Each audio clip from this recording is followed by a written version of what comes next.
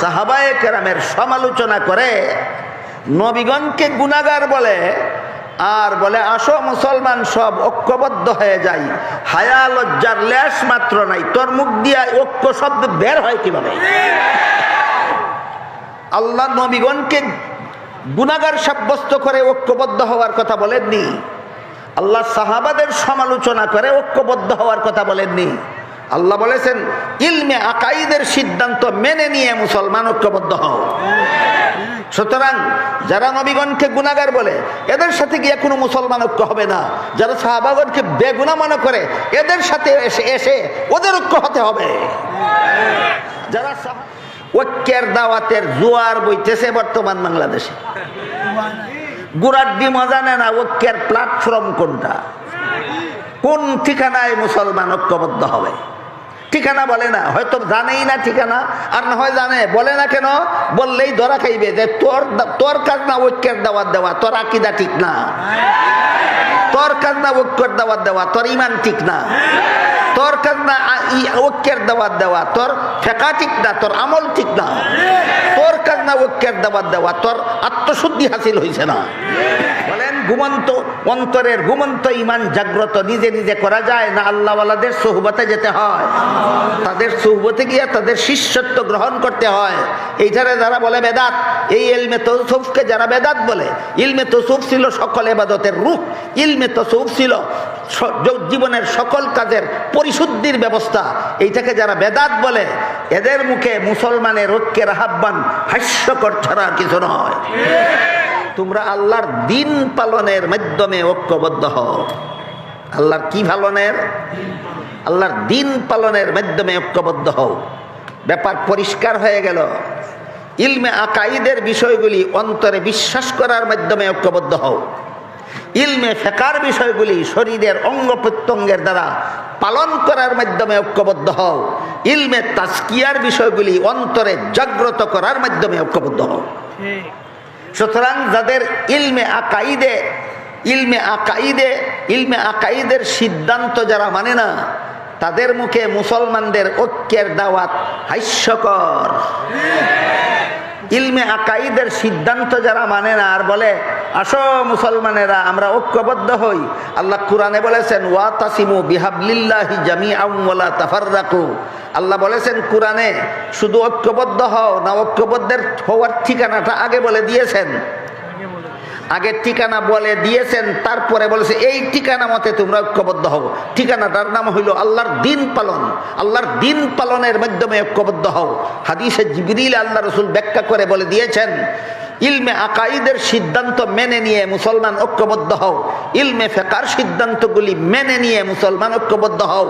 ইলমে তাজকিয়ার বিষয়গুলি মেনে নিয়ে মুসলমান ঐক্যবদ্ধ হও। এই হইল ইসলামী ঐক্যের রূপরেখা। এই হইল ইসলামী ঐক্যের রূপরেখা। মুসলমানদের সমাজের আনাচে কানাচে একটু ফাঁক ফুকর পেলেই যারা সাহাবাদের সমালোচনায় লিপ্ত হয়, এদের মুখে ঐক্যের দাওয়াত নির্লজ্জতার প্রমাণ। এরা আবার কিছুটা চাপাবাজিও করে, বলে অমুক সাহাবী কি অমুক দোষ করেছিলেন না, তমুক সাহাবী কি তমুক দোষ করেছিলেন না। তুমি শুধু দোষ করেছিলেন সেটা দেখো, আল্লাহর সাধারণ ক্ষমার ঘোষণাটা দেখো না কেন? তার সারমর্ম হলো হে মুসলমানেরা, ইলমে আকাইদের সিদ্ধান্তকৃত বিষয়গুলি মেনে নিয়ে ঐক্যবদ্ধ হও। ইলমে আকাইদের সিদ্ধান্তকৃত বিষয়গুলির একটি বিষয় হলো সমস্ত নবী রাসূলগণ আজীবন বেগুনাহ। আরেকটি সিদ্ধান্ত ইলমে আকাইদের সিদ্ধান্তকৃত বিষয়গুলির আরেকটি সিদ্ধান্ত হলো সাহাবায়ে কেরামের সমালোচনা করা হারাম। ইসলামে ঐক্যের রূপরেখা আল্লাহ এবং আল্লাহর রাসূল সুস্পষ্টভাবে বলে দিয়েছেন, ইলমে আকাইদের সিদ্ধান্তগুলি মেনে নিয়ে মুসলমান ঐক্যবদ্ধ হও। ইলমে ফিকহের সিদ্ধান্তগুলি মেনে নিয়ে মুসলমান ঐক্যবদ্ধ হও। ইলমে তাসাউফের সিদ্ধান্তগুলি মেনে নিয়ে মুসলমান ঐক্যবদ্ধ হও। তোমরা আল্লাহর দ্বীনকে শক্তভাবে ধারণ করার মাধ্যমে ঐক্যবদ্ধ হও। এখানে আমরা দ্বীন বলতে কি বুঝব? কারণ কোরআনের বিভিন্ন আয়াতে দিন শব্দকে আল্লাহ বিভিন্ন অর্থে ব্যবহার করেছেন। এ প্রসঙ্গে গতকাল 3টি উদাহরণ দেওয়া হয়েছে। ইয়্যাকা না'বুদু, মালিকি ইয়াউমিদ্দিন আয়াতে আল্লাহ দিন শব্দকে কর্মফল অর্থে ব্যবহার করেছেন।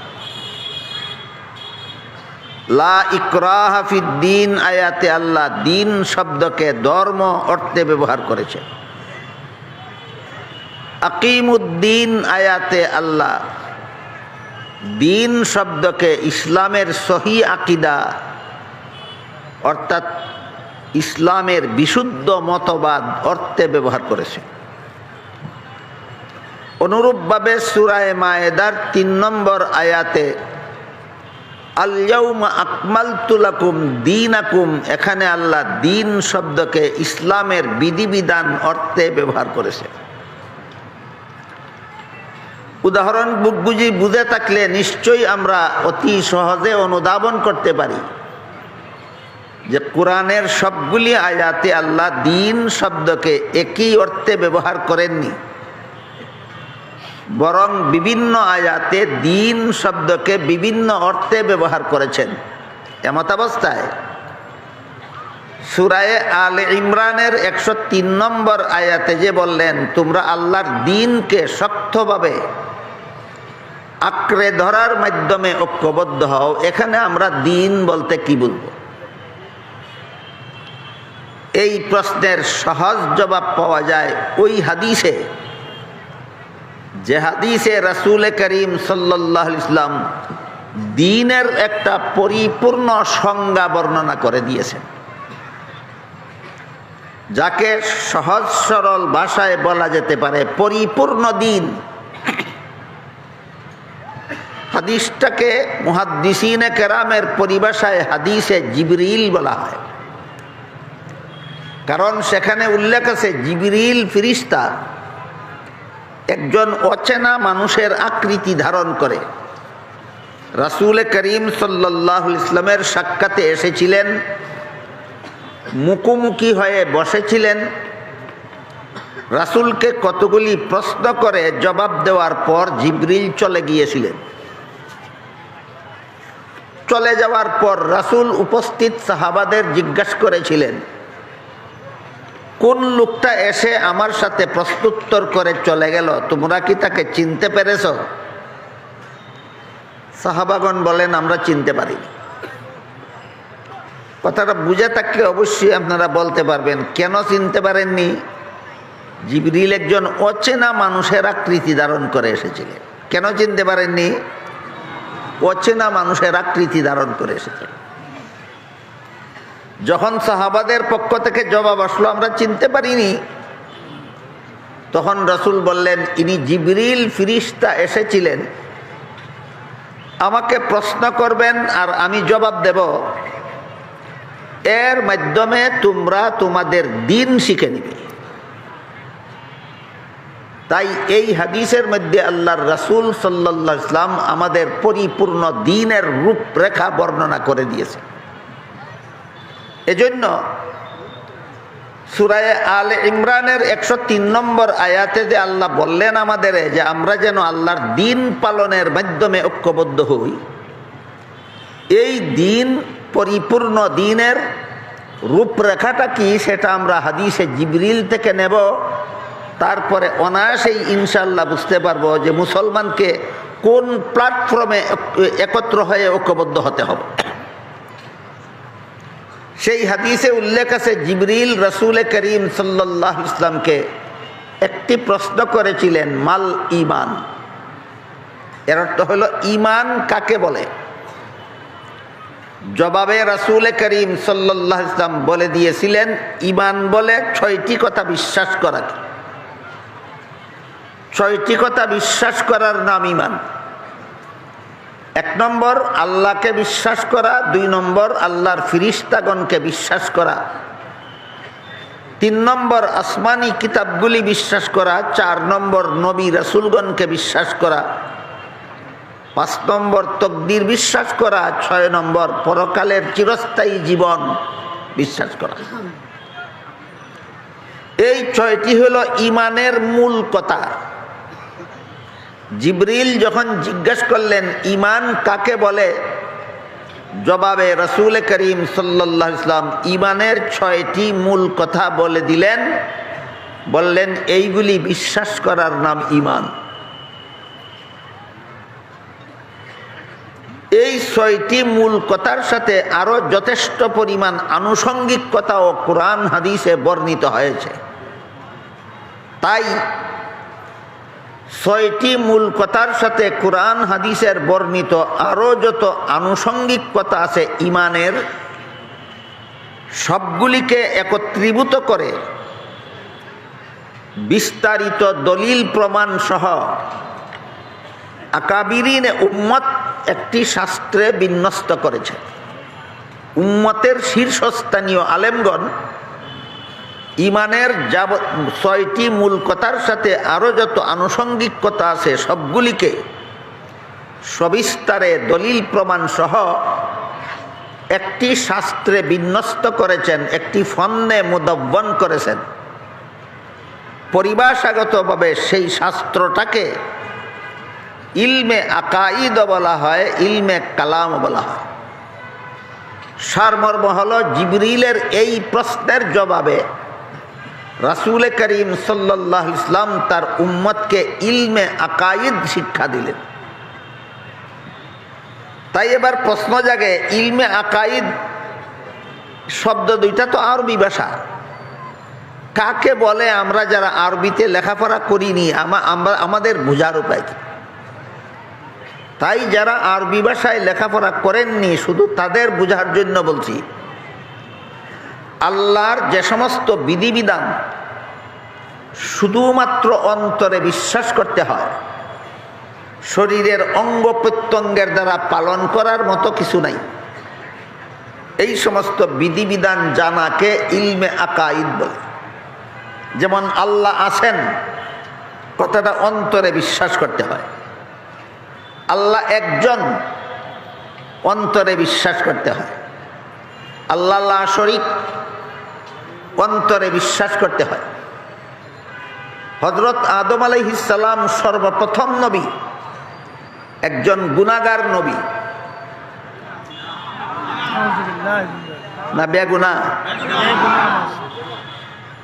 আদম আলাইহিস সালামকে গুনাহগার বলে সর্বপ্রথম আখ্যায়িত করেছে খ্রিস্টানেরা, গতকাল বিস্তারিতভাবে বলেছি। মুসলমান সমাজে যে সমস্ত লোকেরা নবীগণকে গুনাহগার সাব্যস্ত করে তাদের এই গুমরাহিপূর্ণ ভ্রান্ত মতবাদ নিজেদের মস্তিষ্ক প্রসূত নয়। এই ভ্রান্ত মতবাদ মুসলমান সমাজের একদল বিকৃত মস্তিষ্ক সম্পন্নরা খ্রিস্টানদের কাছ থেকে আমদানি করেছে। এই বিষয়টা গতকাল বিস্তারিতভাবে আলোচনা হয়েছে। আমাদের শুধু এতটুকু মনে রাখা দরকার যে নবীগণকে বেগুনাহ বিশ্বাস করা ইসলামী আকীদা, আর নবীগণকে গুনাহগার মনে করা খ্রিস্টানি আকীদা। তো আদম আলাইহিস সালাম সর্বপ্রথম নবী, শুধু অন্তরে বিশ্বাস করতে হয়। মুহাম্মাদুর রাসূলুল্লাহ সাল্লাল্লাহু আলাইহি ওয়াসাল্লাম সর্বশেষ নবী, শুধু অন্তরে বিশ্বাস করতে হয়। সমস্ত নবী রসুলগণ আজীবন বেগুনাহ, শুধু অন্তরে বিশ্বাস করতে হয়। এভাবে আল্লাহর যে সমস্ত বিধিবিধান শুধুমাত্র অন্তরে বিশ্বাস করতে হয়, শরীরের অঙ্গ প্রত্যঙ্গের দ্বারা পালন করার মতো কিছু নাই, এই সমস্ত বিধিবিধান জানার নাম ইলমে আকাইদ। জিবরিলের প্রথম প্রশ্নের জবাবে রাসূল তার উম্মতকে ইলমে আকাইদ শিক্ষা দিয়েছেন। এবার জিবরিল আরেকটি প্রশ্ন করলেন রাসূলকে, মাল ইসলাম, ইসলাম কাকে বলে? প্রথম প্রশ্ন ছিল ঈমান কাকে বলে, জবাবে রাসূল ঈমানের 6টি মূল কথা বলে দিয়েছিল। দ্বিতীয় প্রশ্ন হলো ইসলাম কাকে বলে, জবাবে রাসূল করিম সাল্লাল্লাহু আলাইহি ওয়াসাল্লাম ইসলামের 5টি মূল কথা বলে দিয়েছেন। আমাদের মনে রাখার ব্যাপার হলো ঈমানের মূল কথা 6টি আর ইসলামের মূল কথা 5টি। ইসলামের 5টি মূল কথার প্রথম কথা হলো মুখে কলেমা উচ্চারণ করা, এটা ইসলামের প্রথম কাজ। দ্বিতীয়টি হলো 5 বেলা নামাজ কায়েম করা, তৃতীয়টি হলো রমজান মাসে রোজা রাখা, চতুর্থটি হলো ধনীদের হজ করা, ধনীদের যাকাত দেওয়া, আর পঞ্চমটি হলো সামর্থ্যবানদের হজ করা। এই 5টি হলো ইসলামের মূল কথা। 5টি মূল কথার সাথে আরো যত আনুষঙ্গিক কথা আছে কোরআন হাদিসে বর্ণিত, সবগুলিকে সবিস্তারে দলিল প্রমাণ সহ আকাবিরিনে উম্মত তথা উম্মতের শীর্ষস্থানীয় আলেমগণ আরেকটি শাস্ত্রে বিন্যস্ত করেছেন, আরেকটি ফন্নে মুদাব্বন করেছেন। পরিভাষাগতভাবে সেই শাস্ত্রকে ইলমে ফিকহ বলা হয়। সারমর্ম হল জিবরিলের দ্বিতীয় প্রশ্নের জবাবে রাসূল তার উম্মতকে ইলমে ফিকহ শিক্ষা দিয়েছেন। প্রথম প্রশ্নের জবাবে ইলমে আকাইদ শিক্ষা দিয়েছেন, দ্বিতীয় প্রশ্নের জবাবে ইলমে ফিকহ শিক্ষা দিয়েছেন। এখানেও ইলম এবং ফিকহ আরবি শব্দ। আরবি ভাষায় যারা লেখাপড়া করেননি তাদের বোঝার জন্য ইলমে ফিকহর সংক্ষিপ্ত সংজ্ঞা বলছি। আল্লাহর যে সমস্ত বিধিবিধান শুধুমাত্র অন্তরে বিশ্বাস করলেই চলে না, শরীরের বাহ্যিক অঙ্গ প্রত্যঙ্গের দ্বারা পালনও করতে হয়, সেই সব বিধিবিধান জানার নাম ইলমে ফিকহ। যেমন ওযুর 4 ফরজ, বিশ্বাস করলেই উযু হয় না, মুখ হাত ধুইতে হয়। নামাজের 13 ফরজ, বিশ্বাস করলেই নামাজ হয় না, রুকু সেজদা করতে হয়।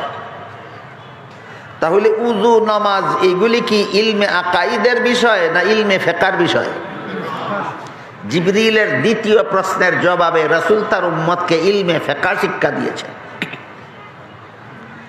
এবার জিবরিল তৃতীয় প্রশ্ন করলেন, মাল ইহসান,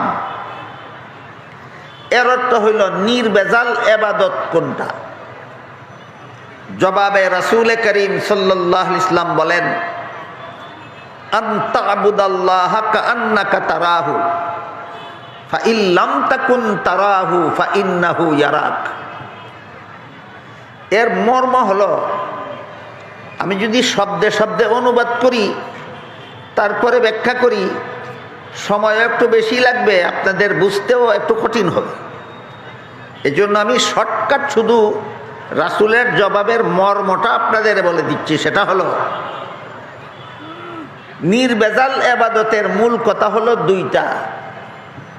একটা হলো আল্লাহ সদা সর্বদা তোমার সামনে আছেন, কিন্তু তোমার দৃষ্টিশক্তির অভাবে তুমি আল্লাহকে দেখছো না।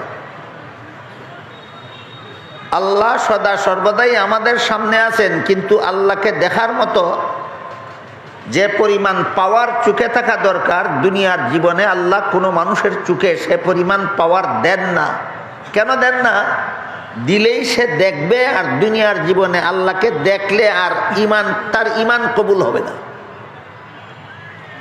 তাই আল্লাহ আমাদের ইমানটাকে গ্রহণযোগ্য করার জন্য দুনিয়ার জীবনে আল্লাহকে দেখার মতো যতটুকু পাওয়ার চোখে থাকা দরকার ততটুকু পাওয়ার দেন না।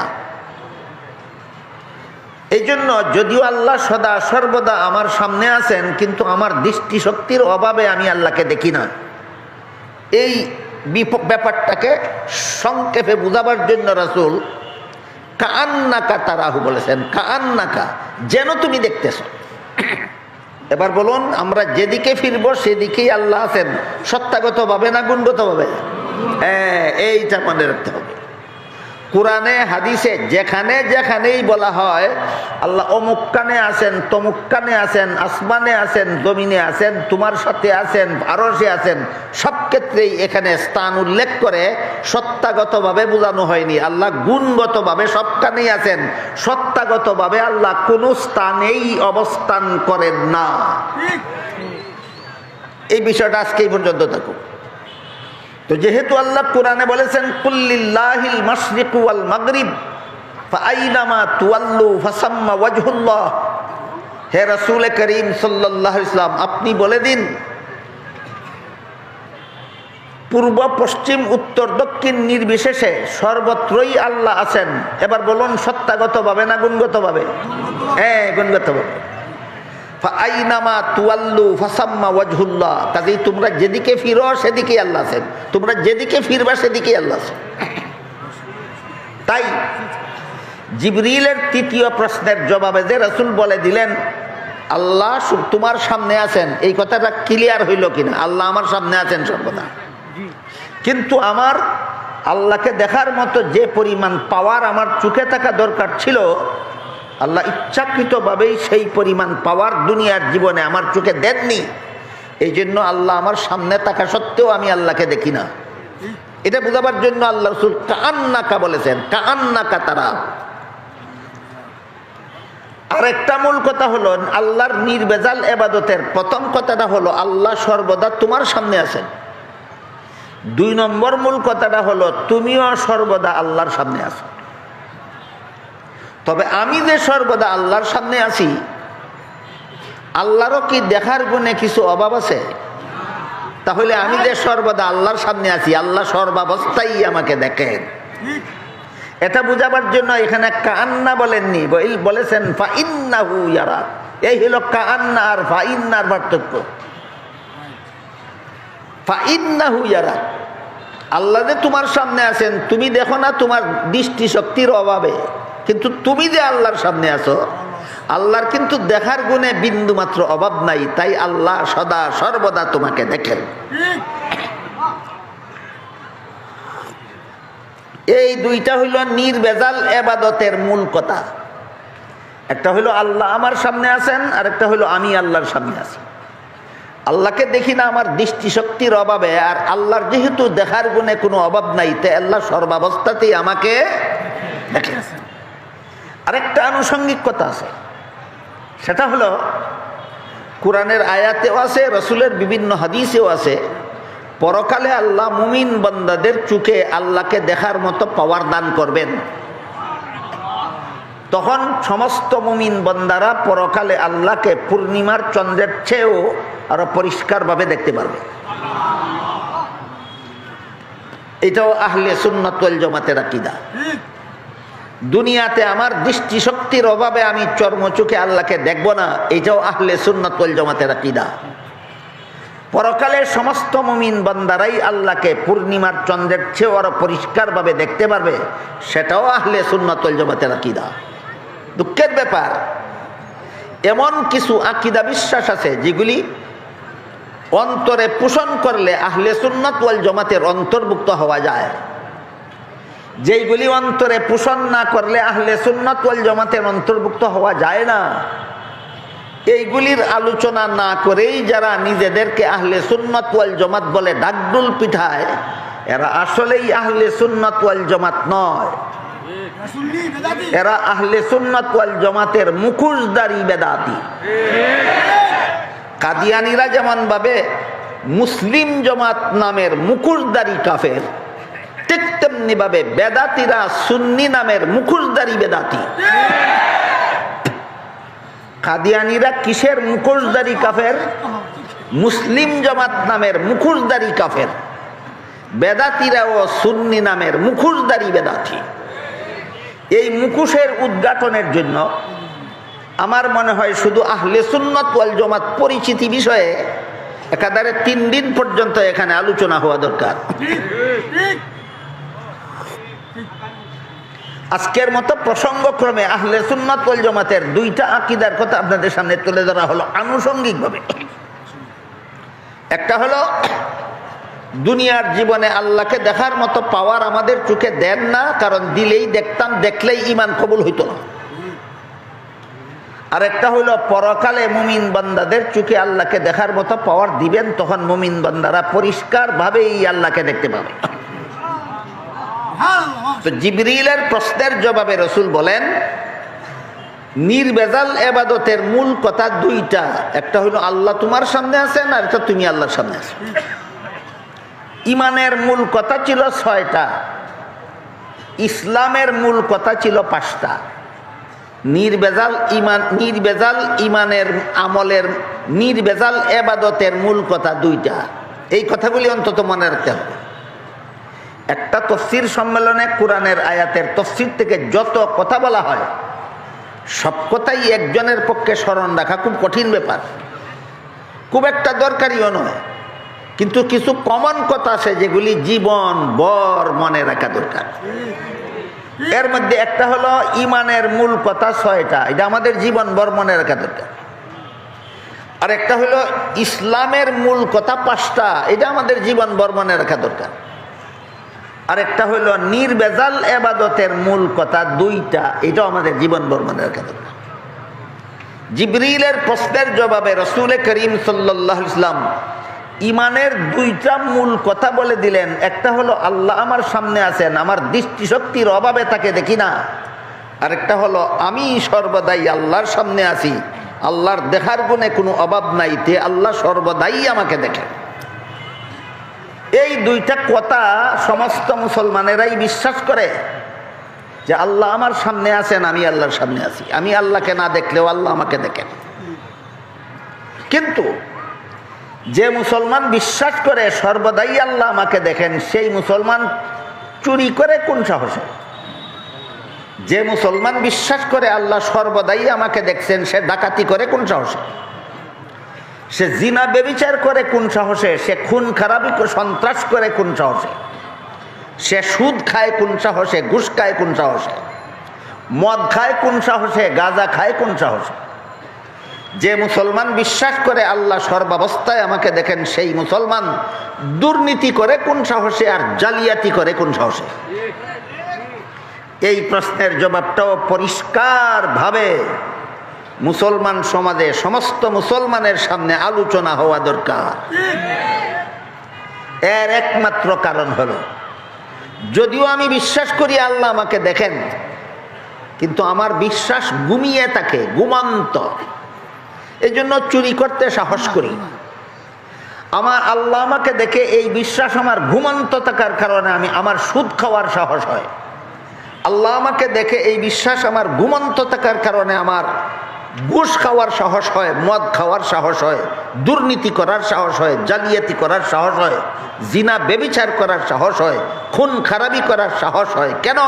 আল্লাহ আমাকে দেখে বিশ্বাস যে করি, বিশ্বাস আমার জাগ্রত নয়, বিশ্বাস ঘুমন্ত। এর উদাহরণ হলো, ধরুন আপনার দেওয়াল ঘেরা বাড়িতে রাতে যেন চোর ঢুকতে না পারে, এজন্য আপনি একজন বেতনভোগী পাহারাদার গেটে বসাইয়া রাখলেন। বলুন তো, পাহারাদার গেটে বসা থাকলে কি চোর বাড়িতে ঢুকতে পারবে? কিন্তু পাহারাদার বসা আছে ঠিক, কিন্তু পাহারাদার যদি আপনার গেটে বসে বসে সারা রাত ঘুমায়, পাহারাদার বসা আছে, জাগ্রত না ঘুমন্ত? এবার চোর ঢুকতে পারবে কিনা? পাহারাদার বসা আছে, তাহলে চোর ঢুকলো কিভাবে? এই প্রশ্নের যেই জবাব, আল্লাহ সর্বদাই আমাকে দেখে বিশ্বাস করি, তাহলে আমি দুর্নীতিবাজ হই কিভাবে? ওই প্রশ্নের সেই জবাব।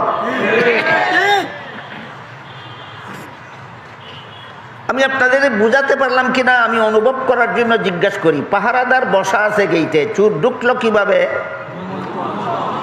আল্লাহ আমাকে সর্বাবস্থায় দেখে বিশ্বাস করি, তাহলে আমি দুর্নীতি করি কিভাবে? ঘুমন্ত। এই ইমান নির্ভেজাল নয়, এটা বেজাল ইমান। তার সমস্ত ইবাদত হবে বেজাল। বেজাল ইমানদারের সমস্ত ইবাদত হবে বেজাল। আমার এত সময় নাই, নাহলে শুধু নমাজটা কিভাবে বেজাল হয় আমি একটু খোলাসা করে বলে দিতাম। নমাজ হইল সর্বশ্রেষ্ঠ ইবাদত। যেই ব্যক্তি বিশ্বাস করে আল্লাহ আমাকে দেখে কিন্তু দুর্নীতি করার সাহস পায়, তার ইমানও বেজাল, নমাজও বেজাল। তার ইমানেও বেজাল, আমলেও বেজাল। এই আল্লাহ আমাকে দেখেন বিশ্বাস ঘুমন্ত থাকাটাই হইল ইমান আমল ভেজাল হওয়ার মূল কেন্দ্রবিন্দু। এই ঘুমন্ত ইমানকে যদি জাগ্রত করা যায়, আল্লাহ আমাকে সর্বাবস্থায় দেখেন, এই বিশ্বাসটা যখন অন্তরে জাগ্রত হয়ে যাবে, তখন কোন রকমের অপকর্ম করার সাহস অন্তরে থাকে না। তখন তার ইমানও হয়ে যায় নির্ভেজাল, তার সমস্ত ইবাদত বন্দেগী হয়ে যায় নির্ভেজাল। এবার এর একটি উদাহরণ শুনুন। মনে হয় আমি অন্যান্য বছরও সেই ঘটনাটি আপনাদের বলেছি। যেহেতু সূরা ইউসুফের তাফসীর ধারাবাহিকভাবে এই মাঠে হয়েছে, নিশ্চয়ই বলেছি। আজকে আবার স্মরণ করিয়ে দিচ্ছি। এক সময় হযরত ইউসুফ আলাইহিস সালামের সাথে জিনা করার জন্য জুলাইখা একটা সুসজ্জিত, রাজকীয়ভাবে সুসজ্জিত একটি খাস কামরায় নিয়ে গেছিল। ইউসুফ আলাইহিস সালাম সেই কামরায় ঢুকে দেখলেন কামরার একপাশে পর্দা দ্বারা কোনো একটা কিছু ডেকে রেখেছে। ইউসুফ আলাইহিস সালাম জুলাইখাকে জিজ্ঞাসা করলেন, কামরার একপাশে পর্দা দ্বারা কি ডেকে রেখেছ? জুলাইখা বলে, আমি যেই মূর্তিটার পূজা করি সেই মূর্তিটা ডেকে রেখেছি। ইউসুফ আলাইহিস সালাম জিজ্ঞাসা করলেন, তুমি তো এটার পূজাই করো, ডেকে রাখলে কেন? জুলাইখা বলে, এখন আমি তোমার সাথে জিনা করব, তাই যেই মূর্তির পূজা করি তার সামনে জিনা করতে আমার লজ্জা হয়, এজন্যই মূর্তিটা ডেকে রেখেছি যেন নির্বিঘ্নে তোমার সাথে জিনাটা করতে পারি। ইউসুফ আলাইহিস সালাম জিজ্ঞাসা করলেন, মূর্তির সামনে জিনা করলে কি মূর্তি দেখবে? জুলাইখা বলে, না, সামনে জিনা করলেও দেখবে না। ইউসুফ জিজ্ঞাসা করলেন, তাইলে তো তার সামনে জিনা করলেও দেখে না, ডাকলেও দেখে না, তাইলে ডাকার দরকার কি ছিল? জুলাইখা বলে, যদিও আমার পূজার মূর্তির সামনে জিনা করলে দেখে না, কিন্তু যে কারিগর মূর্তিটা নির্মাণ করেছে মূর্তির চোখের মধ্যে দেখার ভঙ্গি দিয়া নির্মাণ করেছে, এই ভঙ্গিটার কারণেই তার সামনে তোমার সাথে জিনা করতে আমার লজ্জা হয়। তখন ইউসুফ আলাইহিস সালাম বললেন, জুলাইখা, তোমার পূজার মূর্তির চোখের মধ্যে শুধু দেখার ভঙ্গি আছে, আসলে দেখে না, তারপরে যদি এর সামনে আমার সাথে জিনা করতে তোমার লজ্জা হয়, আমার আল্লাহ যে আসলেই দেখে, তার সামনে তোর সাথে জিনা করতে কি আমার লজ্জা হয় না? আল্লাহ আমাকে দেখেন, এই বিশ্বাস হযরত ইউসুফ আলাইহিস সালামের অন্তরে ঘুমন্ত ছিল না জাগ্রত ছিল? আমি কি আপনাদের বুঝাতে পারলাম? আল্লাহ আমাকে দেখেন, এই বিশ্বাস ঘুমন্ত থাকলে কি হয় আর জাগ্রত থাকলে কি হয়? আল্লাহ সর্বাবস্থায় আমাকে দেখেন, এই বিশ্বাস ঘুমন্ত থাকলে ইমানও বেজাল, আমলও বেজাল। হ্যাঁ, ঘুমন্ত থাকলে ইমানেও বেজাল আছে, আমলেও বেজাল হবে। আর আল্লাহ আমাকে সর্বাবস্থায় দেখেন, এই বিশ্বাস যার জাগ্রত থাকে সে ইমান আমলের বেলায়ও হবে নির্বেজাল, সংসারের কাজেও হবে দুর্নীতি মুক্ত। এখানে এসে কেউ বলতে পারে যে হযরত ইউসুফ আলাইহিস সালাম একজন নবী ছিলেন, তার মতো এত বড় মজবুত ইমানদারের পক্ষে সম্ভব ছিল? আল্লাহ আমাকে দেখেন, কোন লজ্জায় আমি জিনায় লিপ্ত হই, এই ভেবে জিনার থেকে বিরত থাকা, গুনার কাছ থেকে বিরত থাকা, অপকর্ম থেকে বিরত থাকা, দুর্নীতি থেকে বিরত থাকা নবীর মতো শক্তিশালী ইমানদারের পক্ষে সম্ভব ছিল। আমরা তো দুর্বল ইমানের অধিকারী, আমাদের পক্ষে আর কতটা সম্ভব? এরকম শয়তান এমন কল্পনাও মানুষের অন্তরে জাগ্রত করে দেয়। এই প্রশ্নটা যদি এই মুহূর্তে কারো অন্তরে জেগে থাকে, কোনো সন্দেহ নাই শয়তান জাগিয়ে দিয়েছে। শয়তানের এই কুমন্ত্রণার জবাবে আরেকটি ঘটনা আপনাদের শোনাই। হযরত উমর ফারুক রাদিয়াল্লাহু আনহু মরুভূমির রাস্তা দিয়ে যাচ্ছিলেন, সাথে খাওয়ার কিছু নাই। মরুভূমির রাস্তা মানে 20 মাইল, 30 মাইল, 50 মাইল, 100 মাইল রাস্তা। আশেপাশে কোনো বাড়িঘর নাই, দোকানপাট নাই, খানা পানি জোগাড় করার কোনো ব্যবস্থা নাই। খলিফা উমরের সাথেও কোনো খাদ্য ছিল না, রাস্তায়ও সংগ্রহ করার কোনো ব্যবস্থা ছিল না। এমত অবস্থায় খলিফা উমর ক্ষুধার জ্বালায় কষ্ট করতেছিলেন। এমত অবস্থায় দেখলেন মরুভূমিতে একটা রাখাল ছেলে এক পাল ছাগলের রাখালি করে। রাখাল ছেলেরা খুব উচ্চশিক্ষিত হয় না অশিক্ষিত অথবা অল্প শিক্ষিত? খলিফা উমরের দেশের একটা রাখাল ছেলে হয়তো অশিক্ষিত আর না হয় অল্প শিক্ষিত। খলিফা উমর দেখলেন রাখাল ছেলে তার পালের একটা ছাগলের দুধ দোহন করে পান করেছে। তাই খলিফা উমর রাখাল ছেলের কাছে গিয়া বললেন, ভাই, আরেকটা ছাগলের দুধ দোহন করে আমাকে দাও, একটু পান করি, আমার পেটে বড় খিদা। রাখাল ছেলে খলিফা উমরকে আর দেখেনি কোনোদিন, এই জন্য সে তাকে চিনতে পারেনি। না চিনে রাখাল ছেলে বলে, মুসাফির ভাই, এই ছাগলের পালের মালিক আমি নই, আমি মালিকের বেতনভোগী চাকর। মাস শেষে মালিক যে নগদ টাকা দেয় সেটাও আমার বেতন, রাখালির সময় খিদা লাগলে একটা ছাগলের দুধ দোহন করে পান করি, সেটা আমার বেতন। তুমি যেহেতু আমার মালিকের বেতনভোগী চাকর না, কাজে মালিকের অনুমতি ছাড়া আমি তোমাকে এক ফোঁটা দুধও দিতে পারবো না। খলিফা ওমর তখন রাখাল ছেলেকে বললেন, ঠিক আছে, বিনামূল্যে যদি আমাকে একটা ছাগলের দুধ না দাও, তাহলে একটা দুধের ছাগল আমার কাছে উচিত মূল্যে বিক্রি করে দাও। এতে তোমার একটা উপকার হবে, আমার একটা উপকার হবে। আমার উপকার এই হবে যে আমি ছাগলটা কিনে নিয়ে এক্ষুনি ছাগলের দুধ দোহন করে পান করব, আমার পেটের খিদা নিবারণ হবে। আর তোমার উপকার এই হবে, তোমাকে মালিক যা বেতন দেবার তো দেবেই, আর একটা ছাগলের মূল্য তুমি বেতনের অতিরিক্ত পাইলে, এটা তোমার উপকার। রাখাল ছেলে বলল, মুসাফির ভাই, একটা ছাগল যদি তোমার কাছে বিক্রি করে, পয়সাটা যদি আমি দুর্নীতি করে আত্মসাৎ করে ফেলি, মালিকের গুণে যখন দেখবে ছাগল একটা কম, তখন তো আমাকে জিজ্ঞেস করবে ছাগল একটা কম কেন, মালিককে কি জবাব দেব? খলিফা ওমর রাখাল ছেলেকে বললেন, মালিককে বলবে একটা ছাগল বাঘে ধরে নিয়ে গেছে, বাঘের ছাগল ধরে নিয়ে গেলে রাখাল ছেলের ফিরাবার ক্ষমতা নাই, কাজেই তোমার বিরুদ্ধে কোনো বিচার চলবে না। এই কথা বলা মাত্র রাখাল ছেলে খেপে গেল খলিফা ওমরের উপর। খলিফা ওমর চিনতে পারে খেপলো না মুসাফির জেনে? এই বেটা মুসাফির, দ্বারা আমার একটা কথা শুনে যা, আমি আমার মালিকের বিশ্বস্ত চাকর।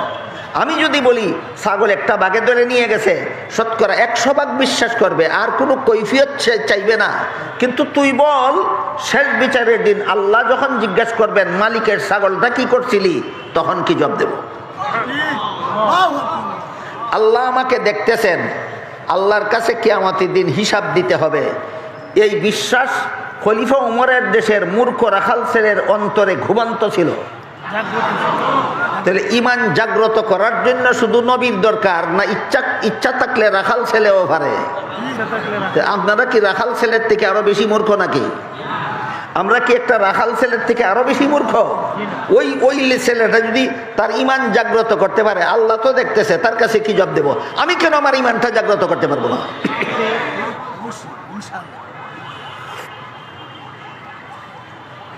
এই হলো জিবরিল যে প্রশ্ন করেছিলেন নির্ভেজাল এবাদত কাকে বলে, রাসূল বলে দিলেন নির্ভেজাল এবাদতের মূল কথা দুইটা। একটা হলো আল্লাহ সর্বদা তোমার সামনে আছেন, আর একটা হলো তুমি সর্বদা আল্লাহর সামনে আছো। এই দুইটা মূল কথার সাথে আরো যত আনুষঙ্গিক কথা আছে, সবগুলিকে সবিস্তারে দলিল প্রমাণ সহ আকাবিরিনে উম্মতের শীর্ষস্থানীয় আলেমগণ আরেকটি শাস্ত্রে বিন্যস্ত করেছেন, আরেকটি ফন্নে মুদাব্বন করেছেন। পরিভাষাগতভাবে সেই শাস্ত্রটাকে ইলমে তাজকিয়াও বলা হয়, ইলমে তাসাউফও বলা হয়। সারমর্ম হল, জিবরিলের তৃতীয় প্রশ্নের জবাবে রাসূল তার উম্মতকে ইলমে তাজকিয়া শিক্ষা দিলেন, ইলমে তাসাউফ শিক্ষা দিলেন। ইলমে তাসাউফের সংক্ষিপ্ত পরিচয়, আল্লাহর যে সমস্ত বিধিবিধান শুধু অন্তরের দ্বারা বিশ্বাস করলেও চলে না, শরীরের বাহ্যিক অঙ্গ প্রত্যঙ্গের দ্বারা পালনও করা যায় না, বরং বিশ্বাসও করতে হয় অন্তরের দ্বারা, পালনও করতে হয় অন্তরের দ্বারা। ওই সমস্ত বিধিবিধান জানার নাম ইলমে তাজকিয়া, ইলমে তাসাউফ।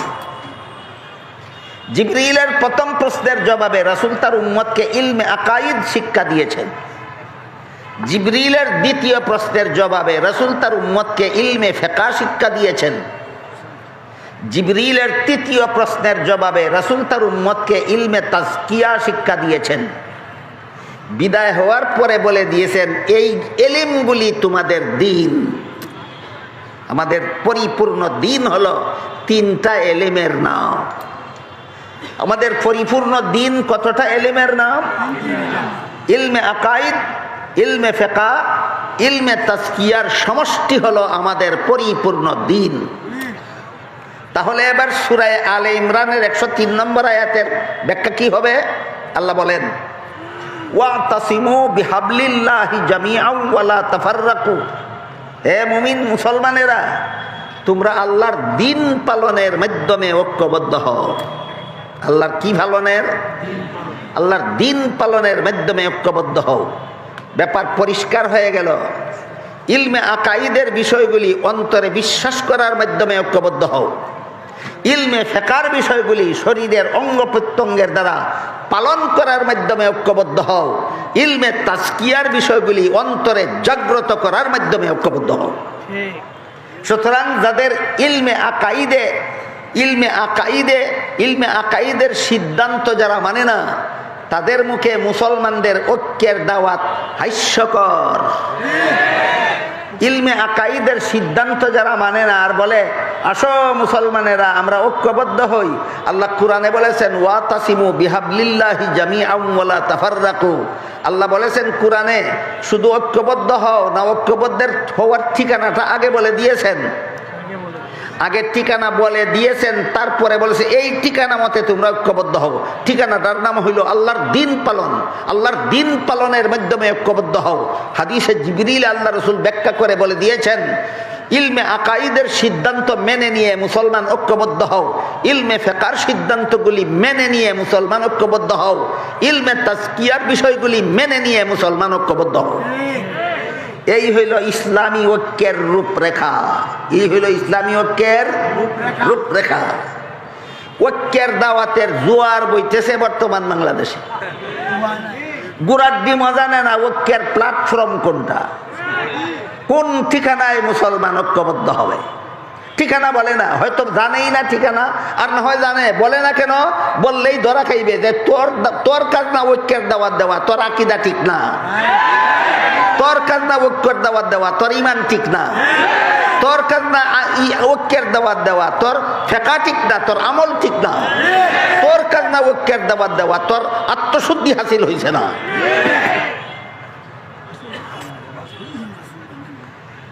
কাজেই আল্লাহ এবং আল্লাহর রাসূল মুসলমানদের ঐক্যবদ্ধ হওয়ার যে রূপরেখা বলে দিয়েছেন, সেই রূপরেখা মতো ঐক্যবদ্ধ হতে হলে আগে আমাদের ইলমে আকাইদ হাসিল করতে হবে, আকীদা সংশোধন করতে হবে। আল্লাহর যে সমস্ত বিধান শুধু অন্তরে বিশ্বাস করতে হয়, কাজে কর্মে পরিণত করার কিছু নাই। যেমন গতকাল মনে হয় অথবা এর আগের দিন আলোচনা করেছি, এর আগের দিন নয়, গতকালই ইলমে আকাইদের সিদ্ধান্ত সমূহের একটি সিদ্ধান্ত হলো সমস্ত নবী রসুলগণ আজীবন বেগুনাহ। গতকাল সবিস্তারে আলোচনা হয়েছে। ইলমে আকাইদের একটা সিদ্ধান্তকৃত বিষয়, নবী রসুলগণ আজীবন বেগুনাহ। যারা নবীগণকে গুনাহগার সাব্যস্ত করার জন্য বিভিন্ন নবীর জীবনের বিভিন্ন ঘটনার মন গড়া উপব্যাখ্যা করে, এদের মুখে ঐক্যের দাওয়াত হাস্যকর।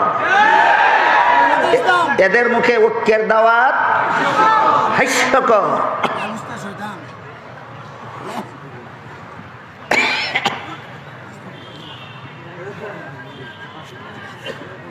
গতকাল সবিস্তারে আমি আপনাদের বলেছি, আদম আলাইহিস যে সমস্ত নবীগণকে বিভিন্ন অপব্যাখ্যার মাধ্যমে গুনাহগার সাব্যস্ত করে, এদের প্রথম নম্বরে রয়েছেন হযরত আদম আলাইহিস সালাম। আদম আলাইহিস সালামকে এই সমস্ত অপব্যাখ্যাকারীরা যেই যুক্তির ভিত্তিতে গুনাহগার সাব্যস্ত করে, এদের জন্মের আগের থেকেই খ্রিস্টানেরা একই যুক্তিতে আদম নবীকে গুনাহগার সাব্যস্ত করে রেখেছে। সুতরাং এই যুক্তিতে আদমকে গুনাহগার সাব্যস্ত করা এটা মুসলমানি আকীদা নয়, এটা খ্রিস্টানি আকীদা। তোর অন্তরে বেটা খ্রিস্টানি আকীদা পোষণ করস আর মুসলমানদের ঐক্যবদ্ধ হওয়ার কথা বলস, তোর হায়া লজ্জা গেল কোথায়?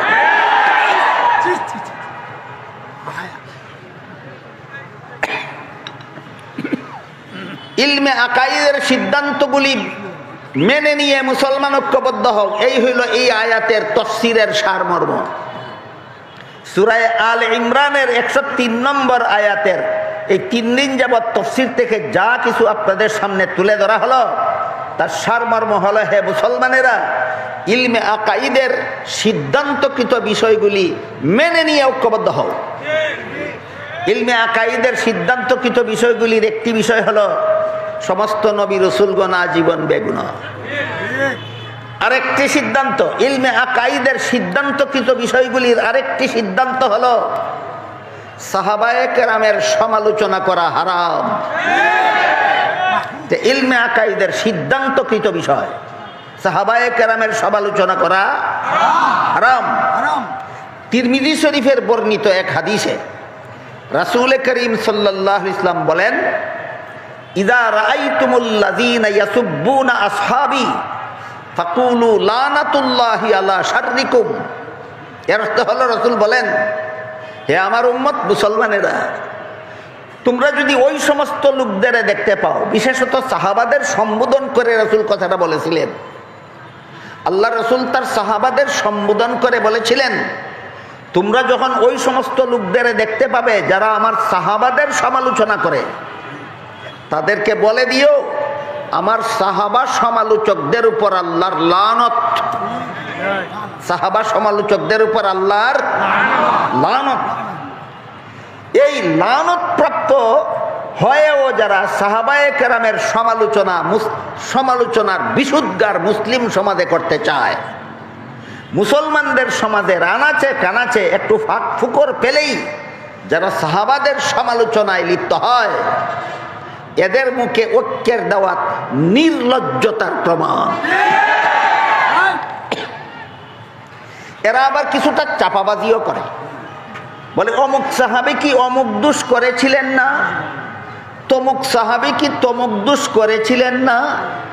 তুমি শুধু দোষ করেছিলেন সেটা দেখো, আল্লাহর সাধারণ ক্ষমার ঘোষণাটা দেখো না কেন?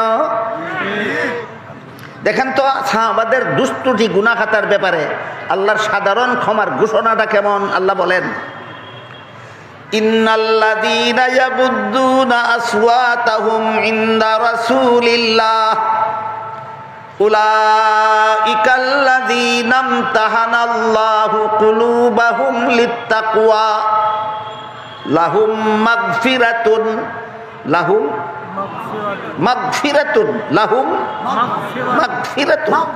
আল্লাহ বলেন, নিশ্চয়ই যারা রাসূলের কাছে আসলে আস্তে কথা বলেন দুনিয়ার জীবনে জাগ্রত অবস্থায় সশরীরে রাসূলের দরবারে উপস্থিত হলে আস্তে কথা বলে আবু জাহাল, আস্তে কথা বলে মুনাফিকরা, না আস্তে কথা বলে সাহাবায়ে কেরাম?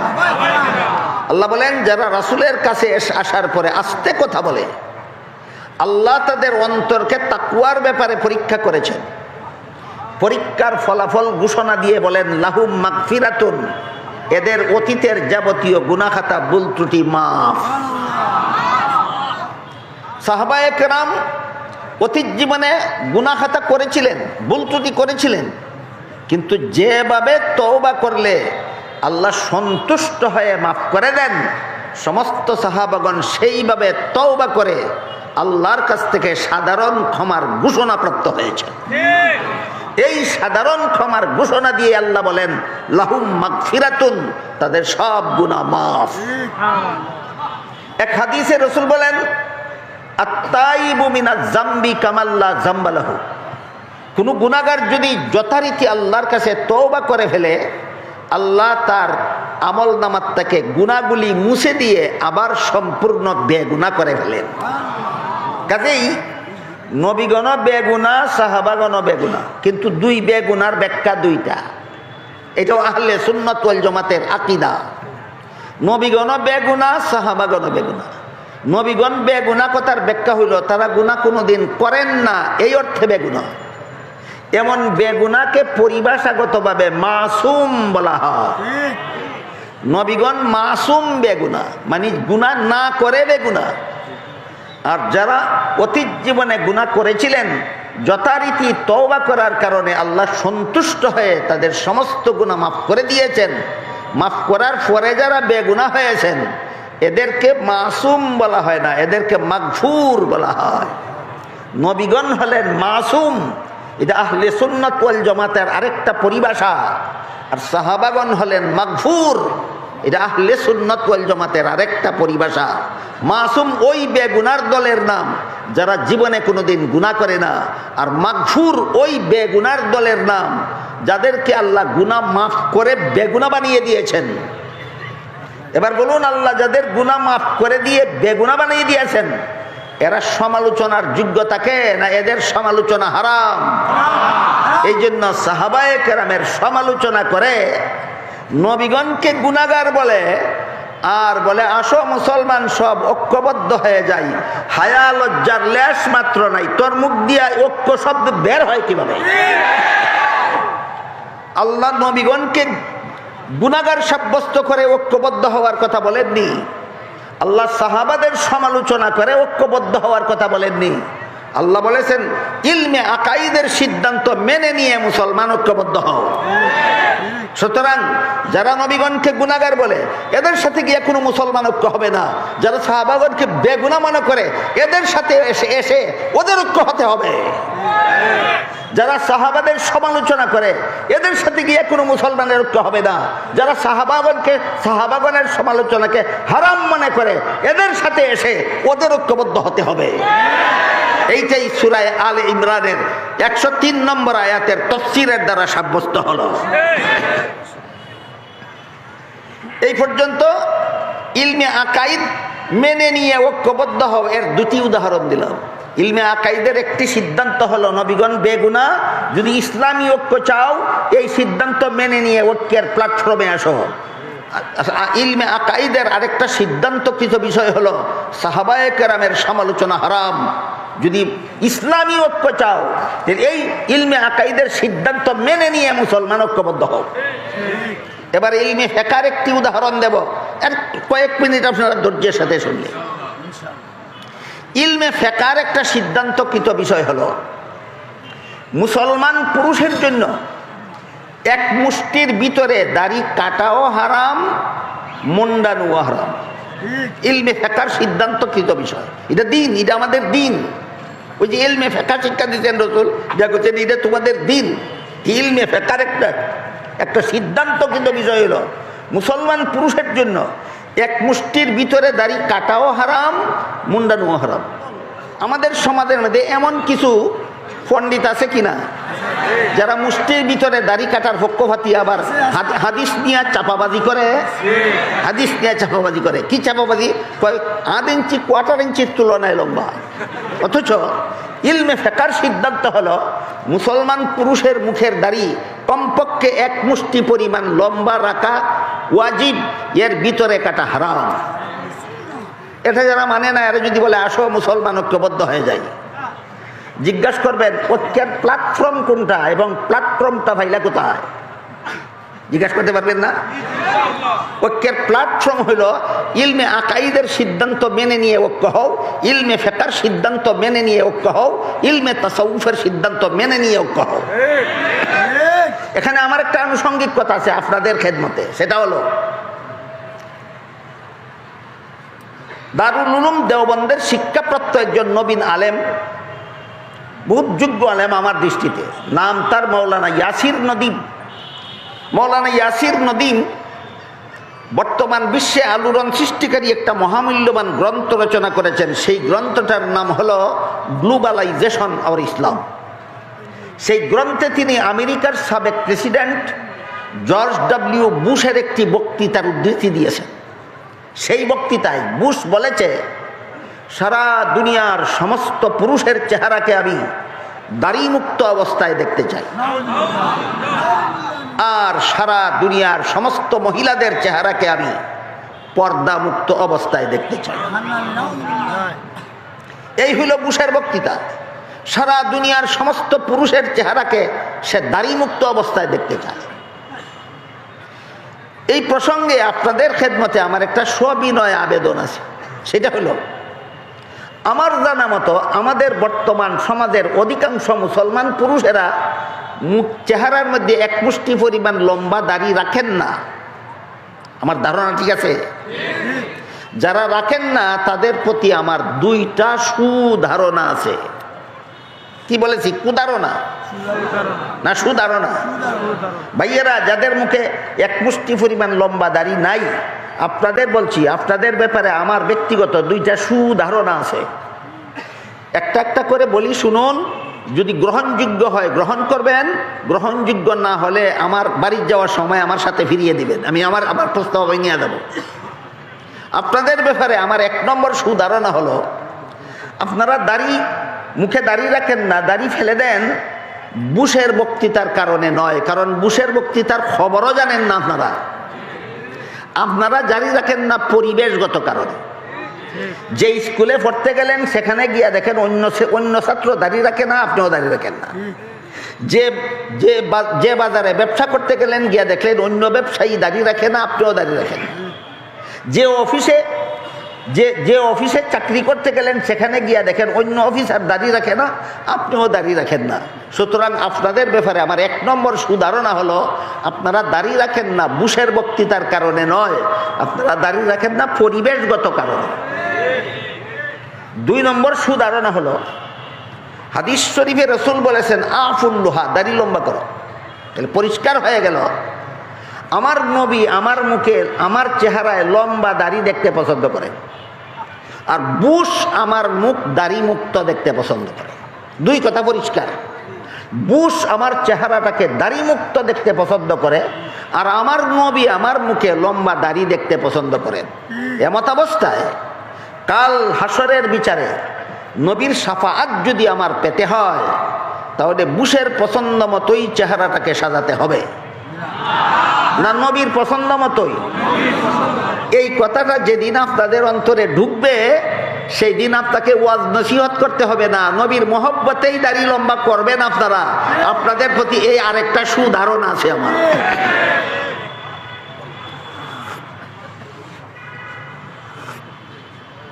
কিন্তু যে সমস্ত চাপাবাজেরা বলে 1/2 ইঞ্চি 1/4 ইঞ্চির তুলনায় লম্বা,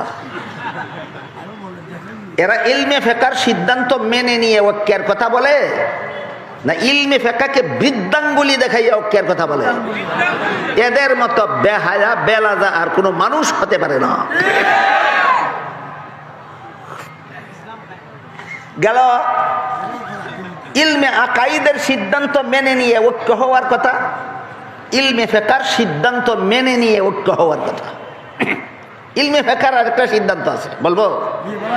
সেটা হলো পুরুষেরা শরীরে যে সমস্ত পোশাক নিচ দিকে ঝুলিয়ে পরে, নিচের দিকে ঝুলাইয়া ফিন্দে, যেমন গায়ের জামা জুব্বা লুঙ্গি পাজামা প্যান্ট, এগুলি নিচের দিকে ঝুলাইয়া পরে, এই সমস্ত ঝুলন্ত পোশাক পায়ের গিরা স্পর্শ করিয়ে পরা হারাম। ইলমে ফিকহের আরেকটা সিদ্ধান্ত, ইলমে ফিকহের আরেকটা সিদ্ধান্ত। কোনো মুসলমান যদি ঝুলাইয়া পড়ে ইলমে ফিকহের সিদ্ধান্তটা পালন করে না, আর মনে মনে ভাবে যে আমার কাজটা সঠিক নয়, ক্ষমা কোনো না কোনো সময় ক্ষমা পাওয়ার যোগ্য। কিন্তু কেউ যদি বলে যে প্যান্ট একটা পরলাম পায়ের গিরার 2 ইঞ্চি উপরে, এতে আমার প্রেস্টিজ নষ্ট হয়, পাজামা পরলাম পায়ের গিরার 4 আঙ্গুল উপরে, এতে আমার প্রেস্টিজ নষ্ট হয়, লুঙ্গি পরলাম পায়ের গিরার 6 আঙ্গুল উপরে, এতে আমার প্রেস্টিজ নষ্ট হয়, এই প্রেস্টিজের সেন্স হারাম, প্রেস্টিজের সেন্স হারাম। কাজেই এইরকম প্রেস্টিজের ভাবনায় কোনো ঝুলন্ত পোশাক পায়ের গিরা স্পর্শ করানো এটা হারাম। এটা ইলমে ফিকহের সিদ্ধান্ত। যারা যারা আপনাদেরকে ঐক্যের দাওয়াত দেয়, নিচের দিকে চেয়ে দেখবেন তাদের পায়জামাটা কোথায় আছে। যারা যারা ঐক্যের দাওয়াত দেয় তাদের নিচ দিকে চেয়ে দেখবেন লুঙ্গিটা কোথায় আছে, প্যান্ট কোথায় আছে। হায়া লজ্জা নাই বেটা, মুসলমানদের ঐক্যের দাওয়াত দেশ। এটা ইসলামী ঐক্যের রূপরেখা নয়। ইসলামে ঐক্যের রূপরেখা আল্লাহ এবং আল্লাহর রাসূল সুস্পষ্টভাবে বলে দিয়েছেন। ইলমে আকাইদের সিদ্ধান্তগুলি মেনে নিয়ে মুসলমান ঐক্যবদ্ধ হও, ইলমে ফিকহের সিদ্ধান্তগুলি মেনে নিয়ে মুসলমান ঐক্যবদ্ধ হও, ইলমে তাসাউফের সিদ্ধান্তগুলি মেনে নিয়ে মুসলমান ঐক্যবদ্ধ হও। এবার ইলমে তাসাউফের কথা। ইলমে তাসাউফের সংজ্ঞা কি? ইলমে তাসাউফের সংজ্ঞা হলো আল্লাহর যে সমস্ত বিধিবিধান শুধু অন্তরে বিশ্বাস করলেও চলে না, বাহ্যিক অঙ্গের দ্বারা পালনও করা যায় না, বরং বিশ্বাসও করতে হয় অন্তরের দ্বারা, পালনও করতে হয় অন্তরের দ্বারা। এমন বিধান জানার নাম ইলমে তাসকিয়া, ইলমে তাসাউফ। এই 2টা মূল কথা, ইলমে তাসাউফের 2টা মূল কথা আল্লাহ রাসূল হাদিসে জিবরিলে বলে দিয়েছেন। একটা হলো আল্লাহ তোমার সামনে আছেন, আর তুমি আল্লাহর সামনে আছো। বিশ্বাস জাগ্রত করো, ইবাদত হবে নির্বেজাল, সংসারের কাজ হবে দুর্নীতিমুক্ত। এই দুইটা মূল কথার সাথে আরো যত আনুষঙ্গিক কথা আছে সবগুলিকে সবিস্তারে দলিল প্রমাণ সহ আকাবিরিনে উম্মত আরেকটি শাস্ত্রে বিন্যস্ত করেছেন। পরিভাষাগতভাবে শাস্ত্রটিকে ইলমে তাজকিয়াও বলা হয়, ইলমে তাসাউফও বলা হয়। এই দুইটা এই ইলমে তাজকিয়ার সিদ্ধান্ত হলো, এক হাদিসে রসুল করিম সাল্লাল্লাহু আলাইহি ওয়াসাল্লাম বলেন, ইন্না ফিল জাসাদি মুদগাতান ইযা সলুহাত সলুহাল জাসাদু কুল্লুহু ওয়া ইযা ফাসাদাত ফাসাদাল জাসাদু কুল্লুহু আলা ওয়াহিয়াল কলব আও কামা ক্বাল আলাইহিস সালাতু ওয়াস সালাম। মানুষের আভ্যন্তরীণ অঙ্গসমূহের মধ্যে মানব দেহের আভ্যন্তরীণ অঙ্গসমূহের মধ্যে একটি অঙ্গ আছে, একটি পিণ্ড আছে। এই পিণ্ডটা যদি শুধিত থাকে, তার সকল কার্যকলাপ শুধিত হয়। ওই পিণ্ডটা যদি দূষিত হয়ে যায়, তার সমস্ত কার্যকলাপ দূষিত হয়ে যায়। সেই পিণ্ডটার নাম হইল অন্তর। পিণ্ডটার নাম অন্তর। এবার বলুন, আল্লাহ আমার সামনে আছেন, আমার দৃষ্টিশক্তির অভাবে দেখি না, কিন্তু আমি যে আল্লাহর সামনে আছি, আল্লাহ কিন্তু আমাকে সর্বাবস্থায় দেখে। এই বিশ্বাসটা জাগ্রত করতে হয় মুখের দ্বারা চেঁচামেচি করে, হাতের দ্বারা ধাক্কা দিয়ে, পায়ের দ্বারা লাথি দিয়ে, না অন্তরের সাধনার দ্বারা?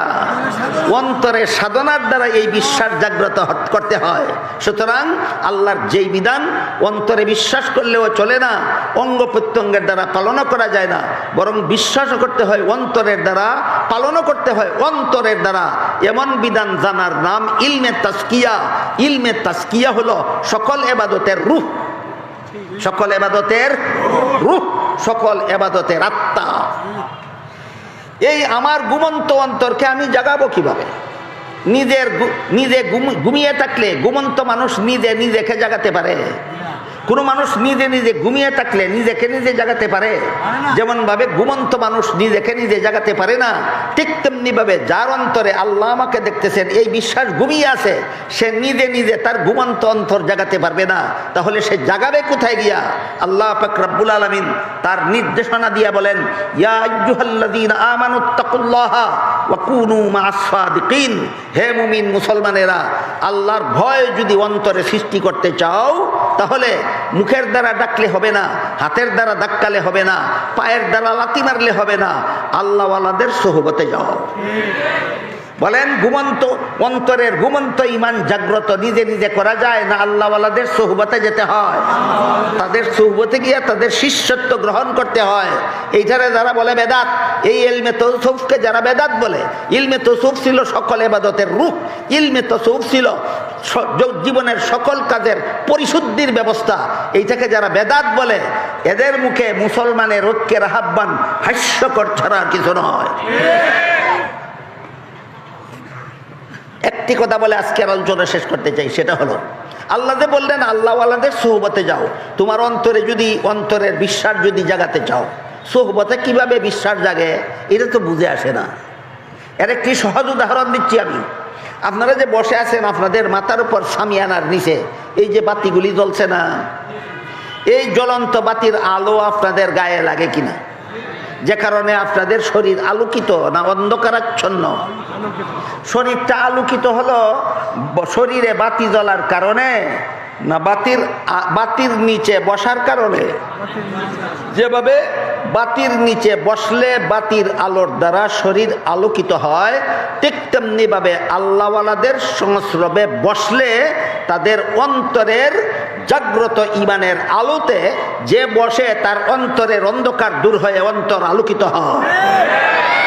এইভাবে অন্তরের ইমান জাগ্রত হয় আল্লাহওয়ালাদের সুহবতে, আল্লাহওয়ালাদের সান্নিধ্য লাভে, যেটাকে আল্লাহ কোরআনের ভাষায় বায়াত বলেছেন, আর আমাদের পরিভাষায় মুরিদ হওয়া বলে।